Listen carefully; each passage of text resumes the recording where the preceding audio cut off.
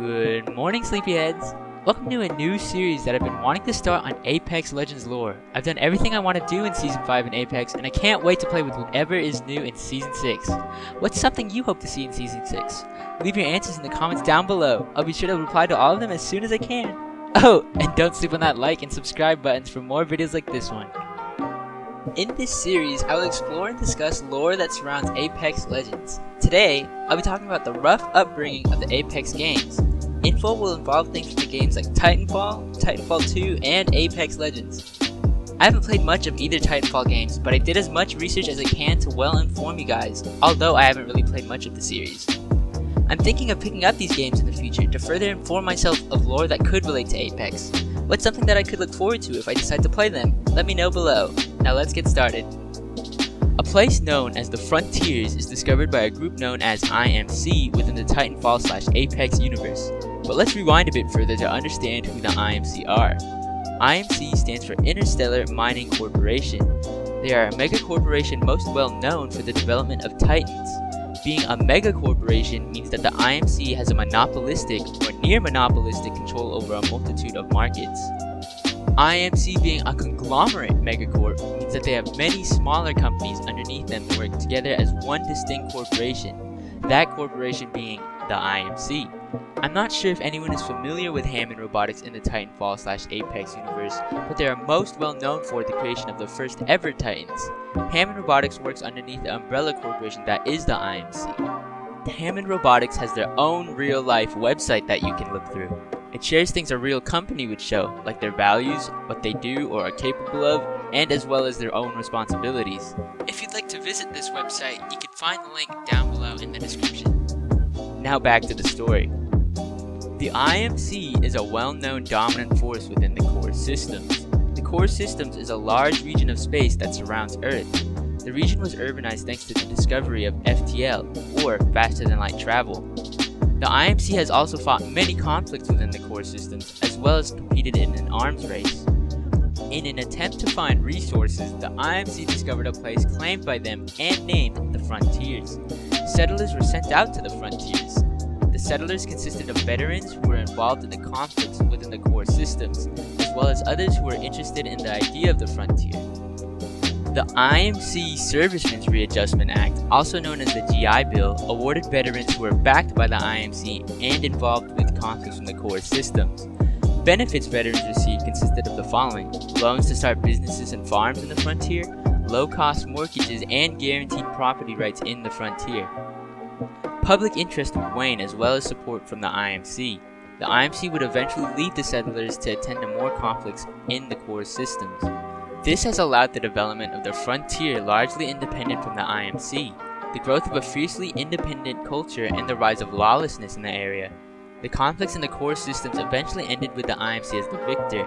Exhausted of resources from decades of war, however, the IMC decided to return to the Frontier en masse, and seeing the Frontier colonies thriving, declared eminent domain, citing their initial investment in the Frontier's colonization. Planets were seized and mining installations propped up at astonishing speeds. Frontier settlers, meanwhile, were forcibly relocated or evicted from their homes. The various perceived injustices led to the formation of the Frontier Militia, a confederation of various planetary armies, pirate, and mercenary groups with one goal in mind: protect the Frontier and the way of life from the IMC. The formation of the militia and its subsequent attacks on IMC garrisons was what was presumably the reason for the start of the Titan Wars. The wars went on for a couple of years and ended in the IMC's victory. Only 15 years after this conflict, however, an attack on a small colony on the planet Troy started the Frontier War, which raged on for more than a decade. The militia victory in the Battle of Demeter turned the tide of war and put the IMC in the defensive. Cut off from their supplies from the core systems, the remaining IMC forces limped on as the remnant fleet. The Apex Predators would be introduced after the IMC lost during the Battle of Demeter. The Frontier War is what takes place during both Titanfall and Titanfall 2, the Apex Predators being more prevalent in the sequel. The Apex Predators are a mercenary group of elite pilots led by Cuban Blisk, who will work for whoever pays them the most, regardless of their ethics. Throughout Titanfall 2, you play as Jack Cooper, a rifleman and off-the-books pilot in training by Captain Ty Lattice Mosa of the Frontier Militia. In the midst of VR pilot training, Cooper and Lattimos's battalion get ambushed by Spectre units developed by the IMC on the planet Typhon. Apex Predator Titans show up to finish off the battalion and Cooper.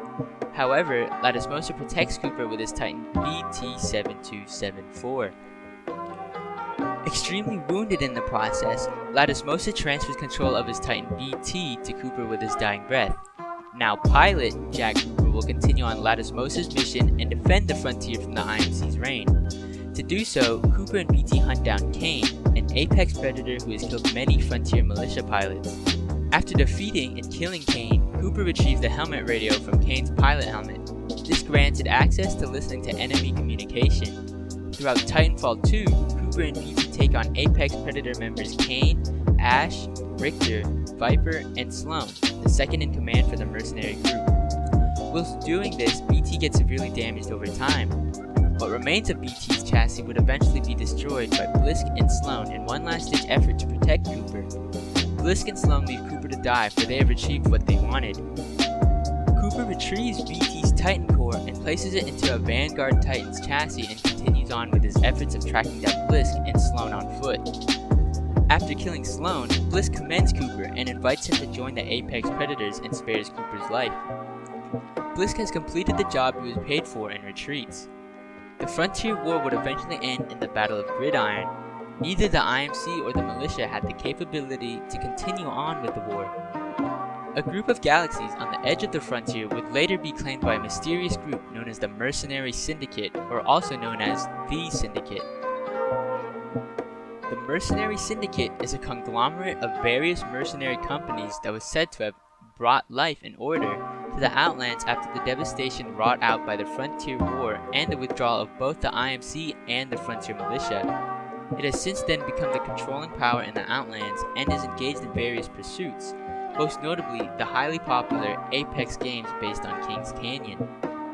The Apex games are a televised blood sport that takes place in the Outlands. These games are managed by Cuban Blisk, the leader of the Apex Predators. The games have also received the names based off of the Apex Predators. This is how the Apex games have come to be. Now, let's do a quick recap because I feel like I may have lost some of you there. The Frontier gets colonized by IMC. The IMC moves away from Frontier to deal with conflict with core systems, but leaves settlers with money. Settlers begin to thrive with the IMC gone. IMC returns and declares eminent domain, meaning they take their property. Frontier militia is formed, made up of many planetary armies, pirates, and mercenary groups. They have a shared goal of protecting the frontier and their way of life from the IMC. This leads to the Titan War, where the IMC comes out victorious. IMC had Titans available due to them manufacturing them, but the militia only had anti-Titan weapons to combat them. They did not get Titans until later in the Titan War. 15 years later, a small colony on the planet Troy within the frontier gets attacked. This sparks the Frontier War, which takes place during the Titanfall and Titanfall 2 games. This war goes back and forth where the militia comes out on top in the first portion, putting IMC on the defensive and cut off from their own supplies. Frontier War would eventually end on the Battle of Gridiron, where neither side has the capability to wage war anymore battles. With the Frontier War over, a group of star systems / galaxies on the edge of the frontier known as the Outlands is taken / seized by a group that calls themselves the Mercenary Syndicate.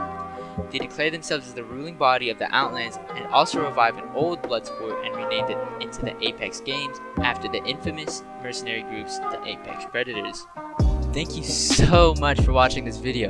I worked pretty hard putting all this info together, and I hope that it helps you understand a little bit more of the founding of the Apex games.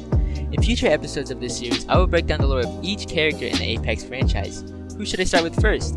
Leave it in the comments and you might influence my decision for which character we should look into first. Please drop a like on this video if you enjoyed watching it, and also hit that subscribe button for more videos just like this. Until next time, thanks again, and bye bye.